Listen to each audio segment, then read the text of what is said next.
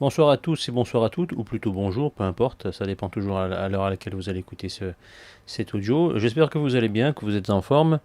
Aujourd'hui, des choses se passent de manière assez étrange. Vous le savez, vous l'avez remarqué, ça continue, ça change pas.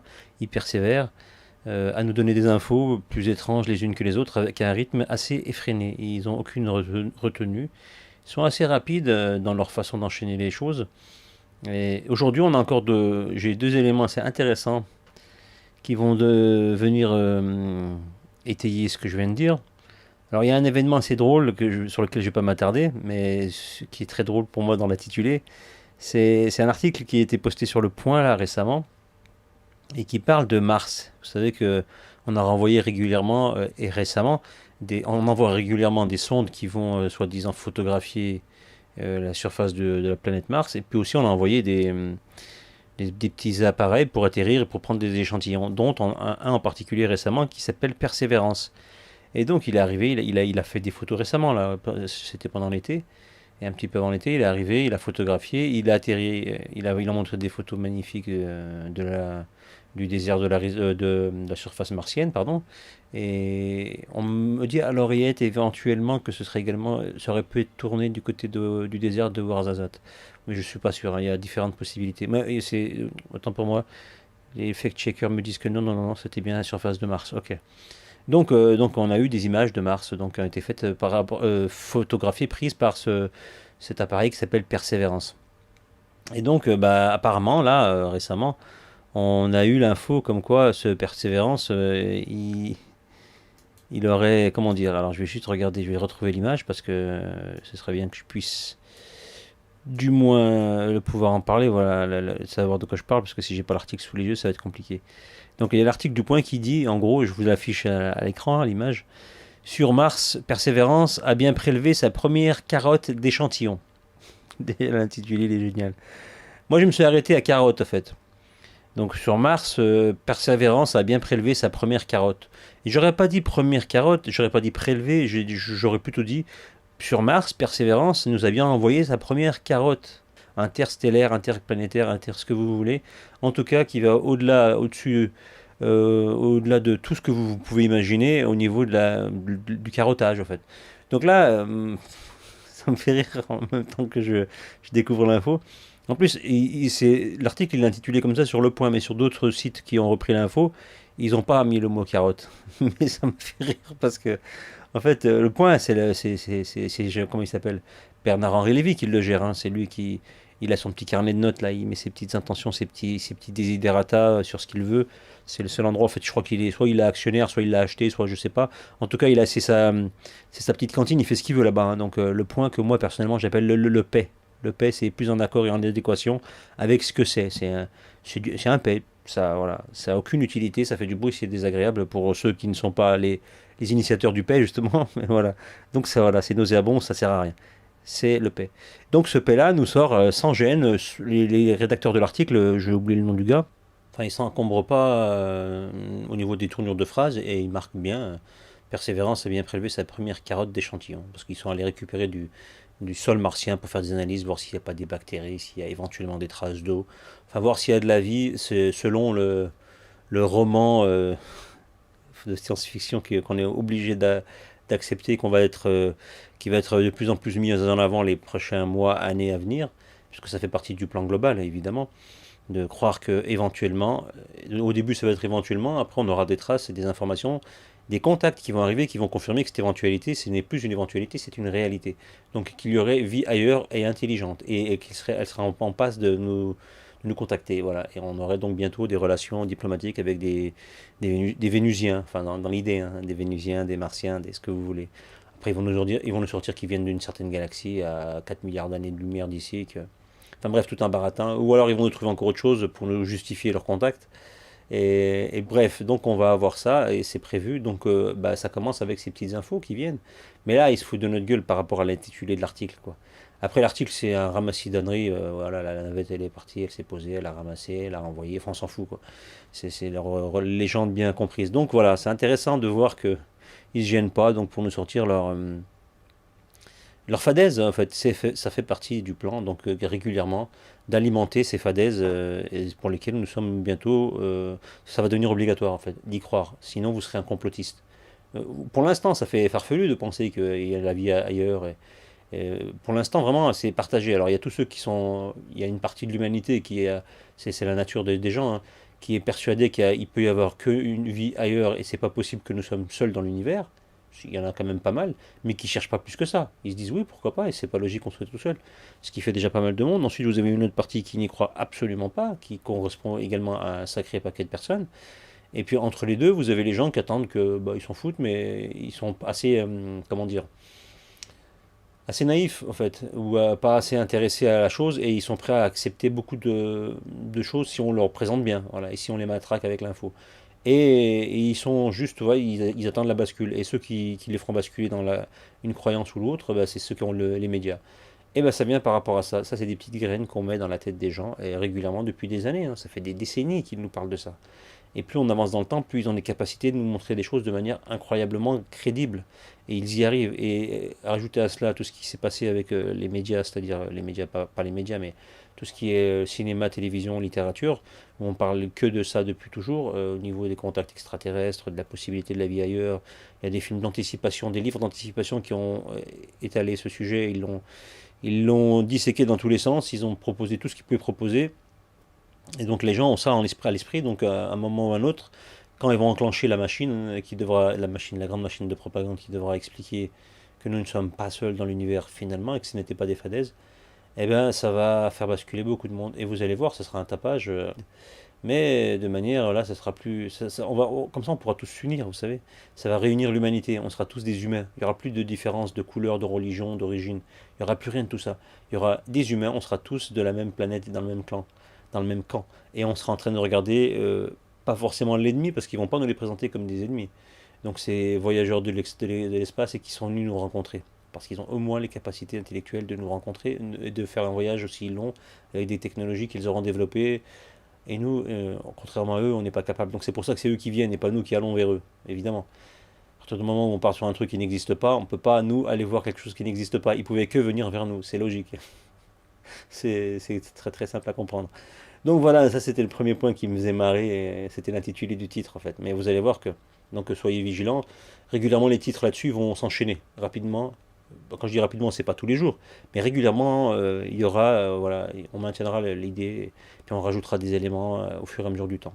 Et ce qui m'a intéressé le plus, à vrai dire, dans les infos qui sont sorties ces jours-ci, c'est celui qui m'a fait bien rire aussi, je vais le mettre à l'écran, vous allez le voir, c'est au sujet de la tempête solaire. On nous annonce qu'une tempête solaire prochainement devrait nous frapper et surtout elle aura pour conséquence assez euh, catastrophique, hein, on peut le dire. Enfin catastrophique jusqu'à un certain niveau, mais quand même, cette tempête solaire, elle risquerait, et c'est ce qu'on nous annonce, de priver la Terre d'Internet pendant des mois. Là, on rigole plus là, hein, on est sur quelque chose de très grave. Alors je vais lire l'article et puis on va voir ce que ça sous-entend en fait et c'est quoi le message derrière tout ça. Les travaux de la chercheuse californienne Sanjita Jyoti révèlent qu'une gigantesque tempête solaire pourrait priver l'humanité d'Internet pendant des mois. Ce type de cataclysme survient environ une fois par siècle. La dernière a eu lieu en 1921. Je m'arrête déjà là juste pour vous débriefer l'intro. Donc on nous dit que probablement qu'une tempête solaire pourrait arriver sur la Terre et pourrait nous priver pendant des mois. C'est une supposition. Ensuite on nous dit que ce type de cataclysme survient environ une fois par siècle. Je ne sais pas sur quoi il se base, bon, ils doivent l'expliquer dans l'article. Et la dernière a eu lieu en 1921. Alors ça c'est génial, ça veut dire qu'ils nous donnent une date, pourquoi pas, hein, 1921, puis ils nous disent, voilà, sous-entendu, ça peut arriver, ça va arriver une fois par siècle, donc 1921, bah, ça fait 100 ans, là, la dernière, et surtout, ils sont exonérés de justifier qu'il y a eu une privation d'Internet ou de choses comme ça, parce qu'à l'époque, il n'y avait pas toutes ces technologies. Donc on sait même pas si vraiment on était frappé par ce cataclysme, si vraiment c'était le cas. Est-ce qu'il y aurait tout l'Internet qui tomberait, qui s'écroulerait, en fait? Ben, on n'a aucune preuve, c'est juste qu'ils nous le disent. Mais comme à l'époque il n'y avait rien de tout ça, bah, c'est juste des suppositions, encore, vous voyez. Il y a trois, quatre suppositions dans les trois premières phrases, c'est génial. Et je poursuis, que se passerait-il si l'ensemble de la planète, ou en tout cas une bonne partie, était privée d'Internet pendant des mois? comptes bancaires inaccessibles, disparition des GPS, coupure de communication mondiale, appareils médicaux ne répondant plus. Tous ces scénarios sont imaginables et ils n'ont rien de bien réjouissant. Vous voyez comment ils nous font flipper, comment ils vous mettent la pression, puis vous pouvez rajouter tout ce qui est fait par Internet, ça correspond à 90% de nos activités sur le net, et que ce soit des particuliers ou des professionnels, des grandes sociétés. Déjà les comptes bancaires, déjà si vous bloquez tout ça, voilà, il n'y a plus de transactions. Il y a plus, les entreprises qui auront du mal à fréter pour leurs marchandises, leur expédition, etc., pour tout, les alimentations de magasins. On peut imaginer tout, il y a 90% des choses qui passent par Internet d'une manière ou d'une autre. Donc c'est notre vie qui est régie par Internet, en fait, que l'on veuille ou non, hein. Donc c'est déjà, vous voyez, le truc catastrophique qui nous mettent. À en croire les travaux de la chercheuse californienne Sangeeta donc Jyoti, relayés par Wilfred et Ulysse, ils n'ont pourtant rien d'impossible. Déjà, voilà, ils n'ont rien d'impossible. Professeure adjointe de l'Université de Californie à Irvine, elle a en effet réalisé une étude qui va dans ce sens. Donc c'est une étude qui va dans ce sens, hein. C'est juste, elle pense qu'elle a fait des recherches, elle a fait des modèles mathématiques, je suppose, et elle est arrivée à cette conclusion qui irait dans ce sens-là. Encore une fois, je pense que peut-être sans doute a priori, voilà, du vent. Ce document montre que le brouillard électromagnétique que le Soleil envoie sur la Terre, aussi appelé vent solaire, se transforme parfois en véritable tempête. Et lorsque cela arrive, le bouclier magnétique naturel de notre planète ne suffit plus à la protéger. Le brouillard n'est donc plus repoussé vers les pôles et il peut causer de sévères dommages sur Terre, comme la destruction d'une importante partie des équipements permettant le fonctionnement d'Internet. Voilà. Alors ils disent ce qu'ils veulent, hein, parce que personne ne peut le prouver, ça c'est eux qui le disent. Une tempête par siècle, toujours selon la chercheuse, donc c'est que cette source, hein, c'est une seule source. Ce genre de tempête se produit environ une fois tous les siècles. Les deux dernières ayant eu lieu en 1859 et en 1921, et il est toutefois impossible de mesurer les conséquences exactes d'un tel événement aujourd'hui, et pour cause, à cette époque, le monde n'était pas dépendant d'Internet comme il l'est de nos jours. Ah oui, pour info, j'ai pas lu l'article, j'ai juste lu le titre, c'est tout. Mais je sais pourquoi je lis ça. Donc vous voyez, ils en parlent. Donc, pour cause, donc à cette époque, le monde n'était pas dépendant d'Internet comme il l'est de nos jours. En fait, l'idée du monde numérique aurait été même considérée au mieux comme un doux rêve. On s'en fout, ça justifie rien ce qu'ils racontent. Ils spéculent sur quelque chose dont ils n'ont aucune info. Et ils nous l'annoncent comme une vérité qui va probablement ou qui a de fortes chances d'arriver. C'est ça leur intitulé. Ils disent qu'ils ne savent pas, mais quand même, ça va peut-être arriver et vous allez chier dans votre roc. Cette perspective est d'autant plus inquiétante que notre monde n'est absolument pas préparé à affronter une crise d'une telle ampleur, comme nous l'a récemment révélé celle du Covid-19. Ah bon? Ah oui? Ce qui m'a vraiment fait réfléchir, dit-elle, cette demoiselle, c'est qu'avec la pandémie, nous avons vu à quel point le monde était mal préparé. Il n'y avait aucun protocole pour y faire face efficacement. Et c'est la même chose avec la résilience de l'Internet. Notre infrastructure n'est pas préparée à un événement solaire de grande ampleur. Et explique donc toujours cette Sangeeta. Ouais, c'est ça. Il semble évident, il semble évidemment difficile d'imaginer à quoi ressemblerait réellement une grande coupure d'Internet de plusieurs mois. Ces travaux nous posent une question de plus en plus difficile à éviter. Allons-nous enfin commencer à penser à long terme et à préparer des protocoles d'urgence pour parer aux crises qui ne manqueront pas d'arriver? Seul l'avenir le dira. Et c'est signé par Jean-Baptiste Bonaventure. J'aime bien ces gens qui nous disent ça, parce qu'ils nous laissent dans une situation probable, mais incertaine, mais ils nous expliquent quand même que des crises qui ne manqueront pas d'arriver. Est-ce qu'on sera préparé à ces crises qui ne manqueront pas d'arriver? Il pose une question, mais il parle des crises qui ne manqueront pas d'arriver, donc il a une certitude dans ce qu'il dit, et il parle, voilà, c'est juste, ce qui est incertain, c'est la façon dont on réagira pour parer à ces crises. Mais les crises, elles sont sûres. C'est juste notre capacité à réagir elle est floue. Voilà. Ils sont sûrs sur du flou, et ils sont flous sur du sûr. C'est un truc de fou. Parce que tout ce qui est très clair, c'est-à-dire qu'en gros, s'il y a une panne d'Internet, c'est sûr que personne n'est prêt. Ça, on est certain. Il n'y a même pas de. Il n'y a que les militaires, il n'y a que les gouvernements, forcément, puisque eux, c'est là où je vais en venir. Alors, c'est l'idée de cette vidéo. C'est que eux, on prépare tout ça eux-mêmes. Donc, ils anticipent et après, ensuite, ils nous l'annoncent. Mais là, vous voyez, ils vous laissent le flou sur du net et il vous met du net sur du flou.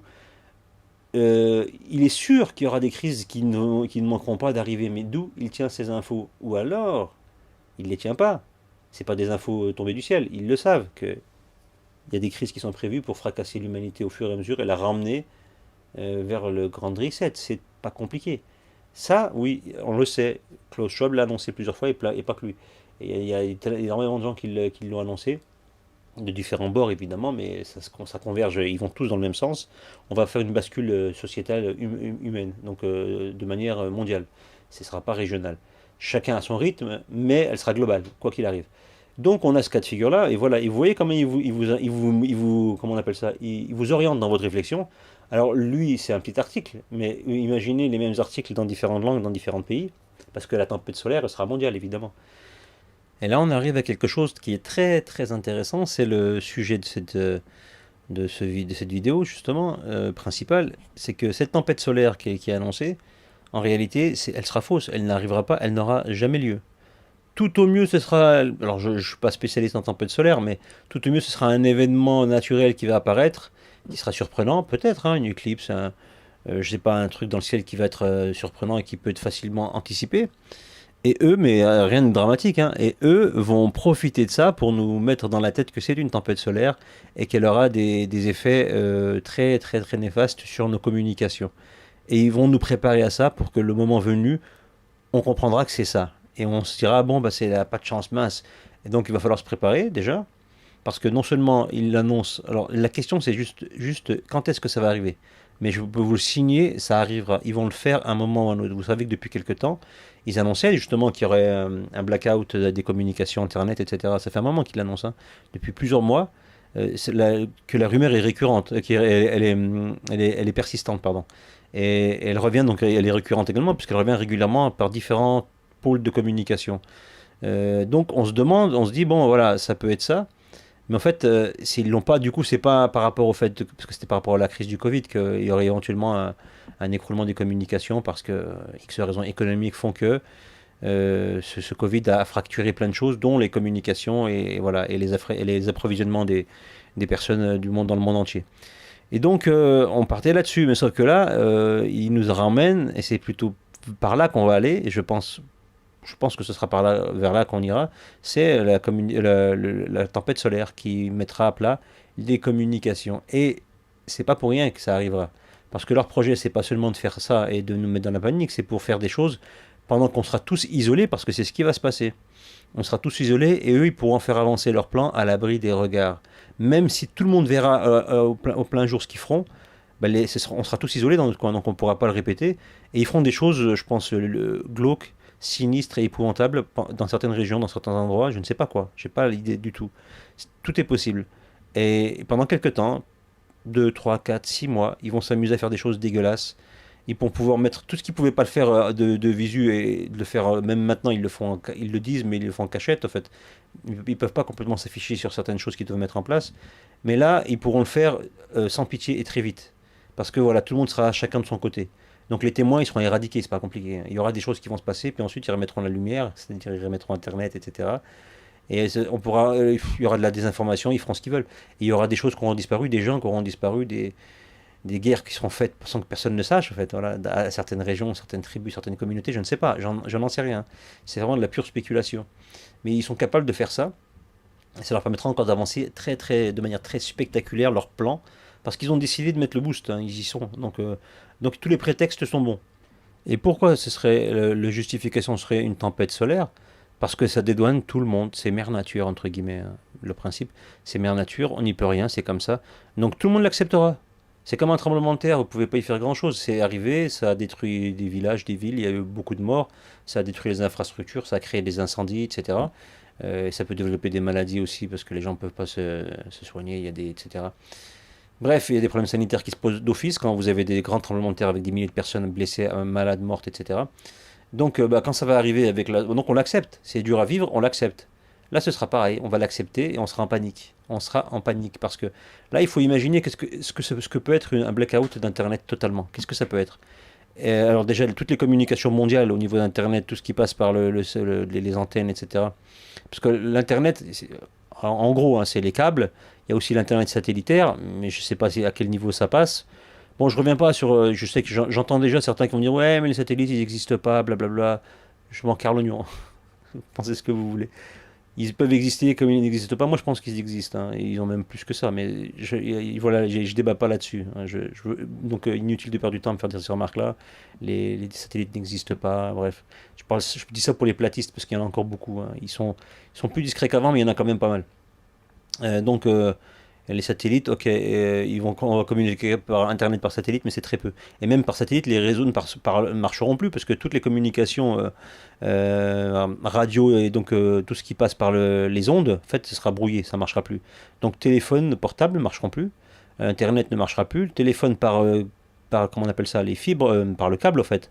Donc est-ce que ça fonctionnera? Je ne sais pas. C'est la question que je me pose. Si c'est par câble, et je crois le système, il est quand même majoritairement câblé par Internet. Hein. Je sais pas pour Internet. En tout cas, il y a des grandes régions qui sont câblées entre elles. Donc, pourquoi ça ne marcherait pas comme ça? Je ne sais pas. S'il y a des spécialistes qui me corrigent. Hein. Mais je pense qu'à un moment ou à un autre, leur histoire, elle tiendra pas la route. Mais ils vont réussir parce que c'est pas logique. Mais je pense qu'à un moment ou à un autre, ils vont quand même aller jusqu'au bout de cette histoire de tempête solaire. Et ça, quand même, ça fera. Tout ne fonctionnera pas. Alors que techniquement, il y a certaines choses qui devraient rester. D'ailleurs, ils le disent dans l'article. Il y aura une grosse partie où on sera tous plus ou moins coupés, ou alors il y aura certaines régions qui seront coupées d'Internet. Vous voyez le truc? Et la nuance, c'est la chercheuse là, avec un nom indien qui le dit, c'est celle qui a étudié ça. C'est ces modèles à elle hein, dont il était question dans l'article. Donc elle dit qu'il y aurait des régions ou certaines grandes zones qui seraient touchées, et pas forcément toutes. Mais elle laisse entendre quand même que c'est la Terre entière qui serait touchée. Donc voilà, et ça c'est une marge de sécurité pour pouvoir faire avaler le mensonge, pour dire que voilà, si elle se trompe, en fait non, elle avait prévu. Mais en fait non, en réalité, imagine une tempête solaire, si les câbles qui correspondent, la connexion Internet, elle correspond en grande majorité par des câbles, je crois que ça tient pas la route son histoire. C'est tout. Enfin, encore une fois, s'il y a quelqu'un qui s'y connaît vraiment en communication Internet et qui est un spécialiste là-dedans, qu'il me donne les infos, qu'il me corrige si je dis une bêtise, parce que c'est intéressant à savoir ça. Voir s'il peut vraiment le faire. Mais toujours est-il que ce soit possible ou pas, que le câble il passe, la communication elle passe par les câbles et que donc ça n'aurait pas trop d'impact sur Internet de manière mondiale, ils le feront quand même.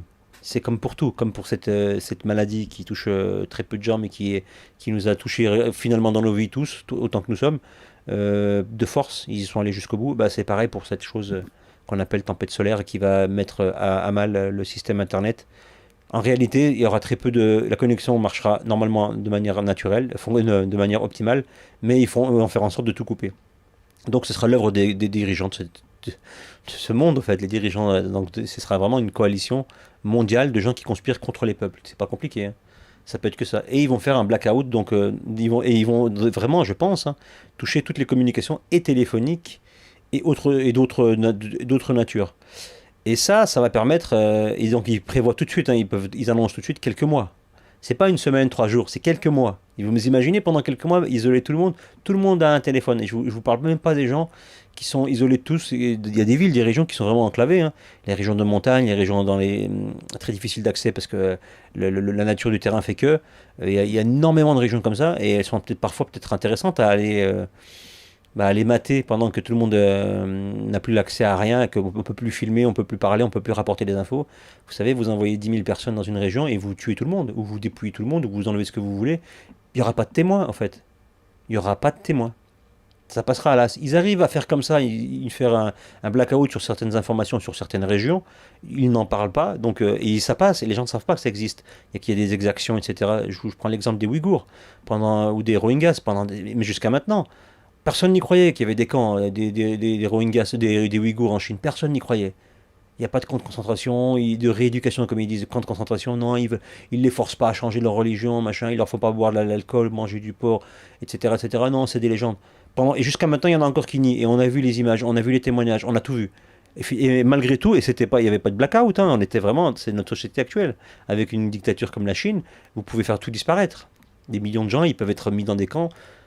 Il y aura toujours des gens qui vont douter. Alors imaginez qu'une fois que vous avez tout bloqué, plus de télévision, plus d'images, plus de témoins, parce que même les déplacements, ça sera compliqué. Voilà.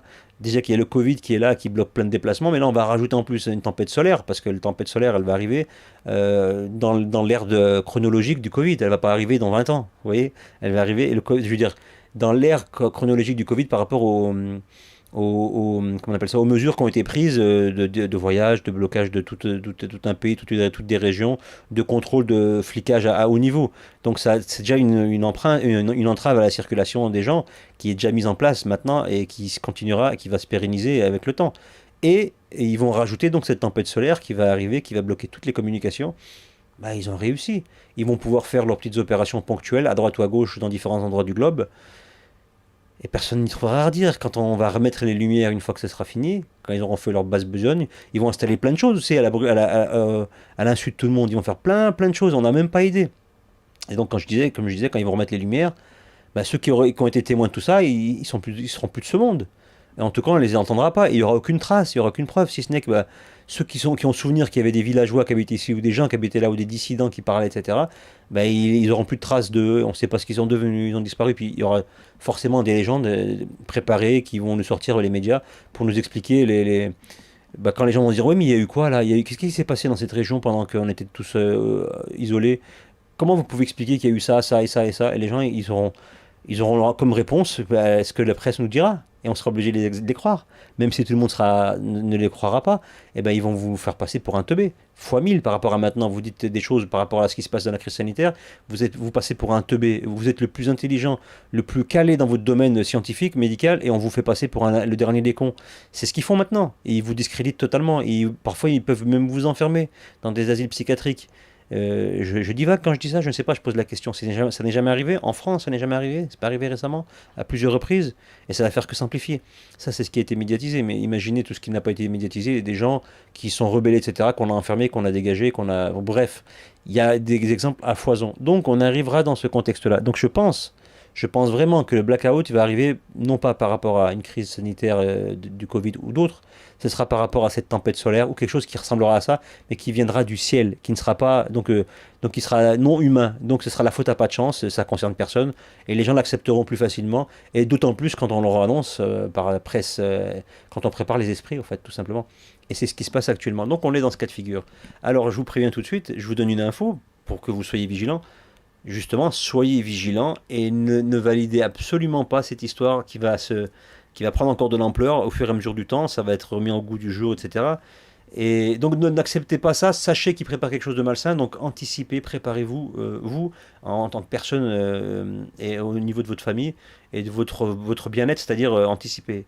Vraiment, ne vous isolez pas complètement et trouvez un moyen de résister d'une manière ou d'une autre. Déjà, alimentairement, faites des stocks d'office. De toute façon, c'est toujours été le cas. On aurait dû toujours faire des stocks, tant que nous sommes, depuis toujours. Juste pour une catastrophe naturelle ou pour un petit problème classique qui peut arriver et qui fait que pendant quelques temps, on a accès à rien. Donc, juste pour ça, il faudrait faire des stocks d'une manière ou d'une autre. Je ne vous fais pas la liste, vous la connaissez. Tout ce qui se conserve des mois, du riz, des pâtes, l'eau, l'huile, le sel, les choses comme ça, les briquets, les allumettes.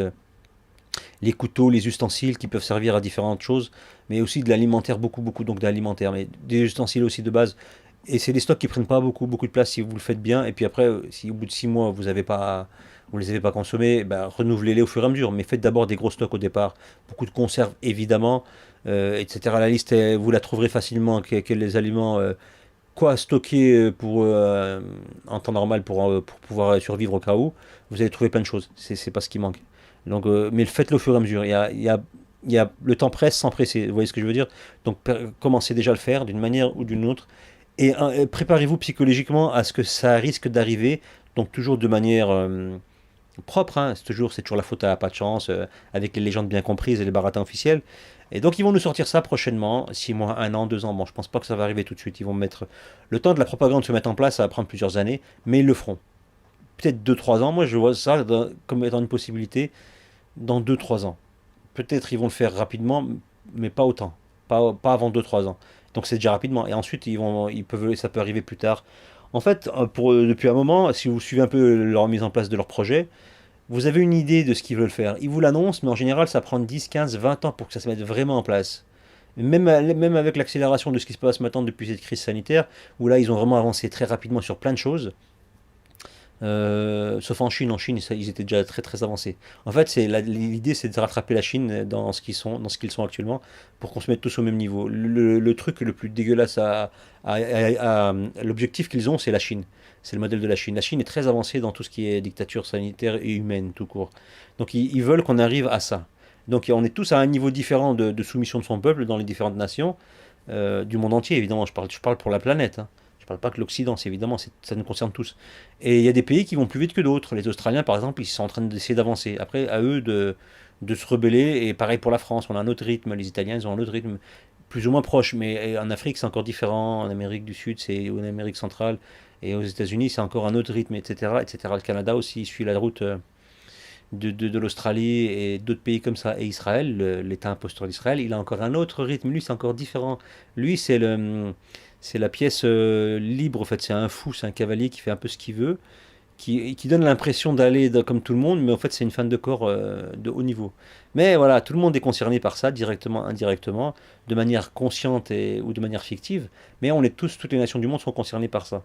Et l'idée vraiment, c'est d'arriver à la Chine, pardon, dans l'exemple. Et la Chine va continuer à monter dans la dictature, mais ils sont déjà arrivés à un certain niveau. S'ils arrivent à mettre tout le monde au même niveau que la Chine, ce sera déjà mission accomplie pour le plus grand projet, pour la plus grande partie du projet. Ensuite, le reste arrivera plus facilement. Et à nous de faire en sorte que ça n'y arrive pas. Eh ben, c'est là tout l'enjeu du réveil des gens. Donc soyez vigilants par rapport à ça, parce que c'est très très important, mais ne tombez pas dans la panique. Mais donc ne vous laissez pas, prémunissez-vous de ce qui peut arriver, sachant que celui qui est préparé, c'est celui qui souffrira entre guillemets le moins, contrairement à celui qui n'est pas préparé. Et c'est celui qui n'est pas préparé, qui a les mains dans les poches, qui va arriver le tsunami, qui ne comprend pas. Voyez, celui qui sait qu'il y a un tsunami qui va arriver, on ne sait pas si on va s'en sortir, mais on l'a vu arriver, on sera sur nos gardes et on essaiera de s'en sortir, parce qu'on sera voilà, informé. Celui qui n'est pas informé, la vague elle arrive, il ne comprend pas, et puis il part avec. Tandis que celui qui est informé, il peut déjà se mettre à l'abri et essayer. Et il y aura des chances qu'on puisse s'en sortir plus facilement que quelqu'un qui n'est pas éveillé, voilà, tout simplement. C'est juste ça la différence, et ça peut tout changer, il ne faut pas l'oublier ça. Donc, et n'oubliez pas une chose très importante, leurs plans, ils sont voués à l'échec. Alors, ils vont gagner des batailles, c'est sûr, ou du moins vous aurez cette impression. Mais ils vont perdre la guerre, c'est une certitude, c'est signé, c'est acté. Et quand vous soyez croyant ou pas, vous le vouliez ou non, ça ne changera rien à l'histoire, hein. Leur chute est inéluctable. Et on le voit déjà dans leur façon de travailler, ils sont un peu dans un sens, dans un chaos en fait. Et vous savez, c'est des démons, hein. Je vais pas pour ceux qui me connaissent, ils savent que quand je parle de ceux qui nous dirigent, etc., derrière ces humains, c'est des démons, des vrais démons dans le premier sens du terme. C'est pas une métaphore ou quelque chose d'imagique, c'est vraiment des démons qui sont sur cette planète et qui dirigent les crapules parmi les humains qui nous trahissent et qui nous emmènent là où ces démons ont décidé de nous emmener. Et ces démons, ils ont vraiment un projet contre nous. Et ils le tiennent de bout en bout. Et ces démons-là, ils ont une nature à se battre entre eux aussi. C'est leur nature. Ils sont tellement démoniaques ils détestent tout le monde, à commencer par celui qui va s'opposer à eux. Ils détestent tout le monde, mais l'humain en particulier. Et eux, entre eux, ils vont se bouffer la gueule. Mais vraiment. Et même en avançant dans leur projet, ils vont s'entretuer, si vous préférez. Là, je vais donner une image. Ils vont s'entretuer, et pourtant, leur plan avance, mais ils vont s'entretuer parce qu'il y aura de l'ego, parce qu'il y a tout ce que vous voulez. Et à la fin, et c'est ça leur faiblesse. Et à la fin, ils vont s'entretuer tellement que, entre guillemets, quand je dis entretuer, hein, ils vont se taper dessus alors qu'ils pourraient se calmer, se coaliser, puis avancer, mais ils n'y arriveront pas de toute façon. Mais c'est inscrit dans leur gène, en fait. Réellement, ils vont échouer et ils vont se mettre une balle dans le pied. Et ça, on le sait en tant que croyant, on le sait, ça. Et leur nature l'a toujours prouvé dans l'histoire. Ils sont tellement versatiles que même s'ils avaient toute la possibilité, ils avaient un boulevard devant eux, leur côté démoniaque les empêcherait de gagner. Voilà. Parce que c'est comme ça, c'est la nature. Dieu a créé le bien et le mal, c'est une création divine, le mal, hein. C'est pas le hasard, c'est pas quelque chose qui a échappé à Dieu, hein. Faut bien le croire. Donc la création divine, elle reste dans les mains du divin. Et le divin va l'écraser, c'est tout. C'est une épreuve pour nous, c'est une épreuve pour ces créatures-là qui ont voulu devenir mauvaises, parce que c'est pas, on leur a pas imposé d'être mauvais, c'est un choix délibéré. Attention, on mélange pas tout là. Et ces gens-là, mauvais, ces démons et ceux qui l'ont su, et ces démons suivis par ces humains qui sont alliés à eux, ils vont s'entretuer d'une manière ou d'une autre, dans le sens mauvais du terme, dans le sens orgueilleux, dans le sens X, Y, ils sont toujours, ça a toujours été comme ça. Les requins, entre requins, ils se bouffent la gueule, c'est comme ça. Les démons, c'est pareil. Quand il n'y a plus qu'eux, et ils se bouffent la gueule. Et quand ils sont en train de converger, et quand ils voient quand ils ont le goût du sang qui est là, quand il y a le sang qui est là autour d'eux, ils deviennent fous. Et c'est leur folie qui va les rendre, qui va leur faire, qui va être qui va provoquer leur chute tout simplement. Et ça, c'est gravé dans le marbre de la création. Donc, peu importe que vous soyez croyant ou pas, que vous soyez athée ou pas, que vous soyez, peu importe votre obédience, votre idée de la vie et du bien, du mal, de ce qui peut exister et qui nous est occulté, peu importe tout ça. La finalité, dans toutes les histoires, même les romans, les histoires finissent bien. Dans les films, dans la fiction, tout finit bien. Le mal ne peut pas persister, le mal. La destruction ne peut pas résister. Au bout d'un moment, ce monde, il est créé comme ça. Tout ce qui est mauvais finit par disparaître. Il peut agir pendant un certain temps, mais au bout d'un moment, il disparaît, parce que le mal, c'est le chaos. Et le chaos, dans un monde comme celui-ci, qui est agencé, qu'on le veuille ou non, par quelqu'un qui a architecturé tout ça, que vous le vouliez ou non, c'est comme ça, hein. C'est pas moi qui décide, c'est comme ça. Les règles mathématiques, les règles physiques, c'est des règles qui existent et que l'humain a simplement découvert. Il s'est dit, waouh, tout est fonctionnel, tout fonctionne, tout est basé, elles sont soumises à ces règles. Et on n'y peut rien, on les a juste découvertes, ces règles, et on les a nommées. Avec des gens qui ont donné leur nom à des règles mathématiques, physiques, avec des éléments chimiques, etc., qui leur échappent complètement. Complètement. Et pourtant, on dit, ouais, on a découvert telle ou telle chose. Non, on a inventé telle ou telle chose. Non, on n'a rien inventé. L'humain a juste découvert des choses qui sont là avant, qui étaient bien là avant lui et qui régissent tout, à commencer par sa propre structure moléculaire. Les règles de la physique et de la chimie font que notre constitution est telle qu'elle est. Ces règles-là nous forment, elles tiennent nos atomes entre eux et on ne peut rien y faire. Vous voyez, toute la création est sujette et assujettie à ces règles qui nous échappent et qui sont là bien avant la création humaine, hein. Ce monde est régi par des règles physiques, mathématiques, chimiques et électriques et tout ce que vous voulez, qui ne sont pas du fait humain et qui échappent à l'humain. L'humain pense qu'il peut, il n'y pense pas d'ailleurs, il sait qu'il ne peut pas les limiter, il peut pas le faire. Il peut juste s'amuser à essayer de faire des expériences par rapport à ce qui existe, mais il peut rien créer et lui-même, sa création, elle est soumise à ça. Voilà, vous voyez ce que je veux dire? Et donc le mal est également assujetti à ça. Donc à la fin, celui qui a créé tout ça, que vous l'acceptiez ou non, peu importe, ben, ces règles, elles existent et celui qui les a mises en place, c'est lui qui va défaire tout ce qui est mauvais, tout ce qu'il décide, tout ce qu'il a créé, il va le défaire, voilà, tout simplement. C'est pas plus compliqué que ça à comprendre. Et c'est pour ça que leur fin est inéluctable. Mais pour l'instant, on a l'impression qu'ils gagnent la guerre. Vous voyez ce que je veux dire? Ceux qui comprennent un peu ça, ils ont vu que, pour ceux qui sont en train de lutter contre ces mauvaises personnes, bah, on a l'impression qu'on est en train de perdre la guerre. Ils ont toutes les armes dans leurs mains. Nous, on est juste là à parler comme je le fais moi ou comme on le fait, comme on est des milliers, probablement des centaines de milliers en France et dans le monde à parler, à essayer d'éveiller les gens, à lutter verbalement et physiquement le moment venu, parce que pour l'instant c'est plus verbal que physique, encore que. Mais il va falloir à un moment ou à un autre y aller, je pense, je suppose. Mais voilà, on sait, on a l'impression qu'on est en train de perdre le combat, mais on a l'espoir de pas le perdre parce qu'on a cette croyance. Et puis on a cette logique aussi de se dire que le mal ne pourra jamais persister, ne pourra jamais diriger quelque chose de bien, d'une création logique. Un monde harmonieux ne peut pas rester à la fin, se faire détruire, je veux dire, par des destructeurs chaotiques et démoniaques. C'est impossible. La logique de la nature, celle qu'on l'a bien nommée, pour pas nommer Dieu, on dit la mère nature, etc., a fait bien les choses, n'est-ce pas, comme on dit. C'est ainsi qu'éternellement, la vie trouve toujours son chemin. Même s'il y a de la destruction, elle revient toujours, la logique. Là, la vie, toujours, elle revient. C'est comme ça, elle retombe toujours sur ses pattes. Après la tempête, le bien-être, c'est comme ça. Après le feu, la pluie, tout le temps. Après l'épreuve, le réconfort. C'est tout le temps comme ça, c'est la nature qui a décidé ça. La nature, pour ceux qui ne croient pas en Dieu. Mais Dieu l'a défini, cette nature, comme ça, celle qu'on appelle nature, c'est Dieu qui l'a définie comme ça. Et elle aura le fin mot de l'histoire. Donc elle reviendra dans l'ordre. Le mal sera dissipé, est appelé à disparaître définitivement. Mais pour l'instant, il est au sommet de son art, en fait. Il est au top. Et quand on est au top, qu'est-ce qui se passe fatalement? On peut que descendre. Et ben voilà. On va passer le top là. Et après, ça va descendre. Mais le top, il va être violent. Parce qu'ils vont utiliser toutes les armes. Elles seront à leur niveau de nuisance maximal. Et on va subir ça. On le subit déjà. Et beaucoup l'ont subi. Et les prochains, c'est nous qui sommes sur cette liste-là. L'humanité l'a subi déjà. Et le subit encore dans différentes régions du monde. Différentes populations qui le subissent. Le mal a poussé à son paroxysme et ils l'ont subi, hein. Et c'est pas fini. Et nous sommes les suivants. On est en train de s'en rendre compte actuellement. Voilà. Ça va monter crescendo jusqu'à arriver vraiment au top et après ça va faire que descendre. Mais pour tenir jusqu'au moment où ça arrive au top, il va falloir être costaud. Vraiment costaud. Il va falloir avoir les épaules et le moral solide. Et c'est le début de l'épreuve. Mais je ne sais pas pour démoraliser que je dis ça. Il faut juste le savoir. Donc préparez-vous mentalement, psychiquement, psychologiquement, physiquement, humainement et spirituellement. Parce que ce qui va faire la différence, ça va être à ce niveau-là aussi. Sinon, il y aura des vagues de suicides, il y aura beaucoup de gens qui vont baisser les bras, ça va devenir les objets du nouvel ordre mondial, ça va devenir les objets, ça va devenir des pantins, mais à un niveau que vous ne pouvez même pas imaginer. Votre humanité, on va vous la faire disparaître, vous allez devenir des objets. Votre réflexion n'aura pas eu lieu d'être. C'est ce qui va se passer.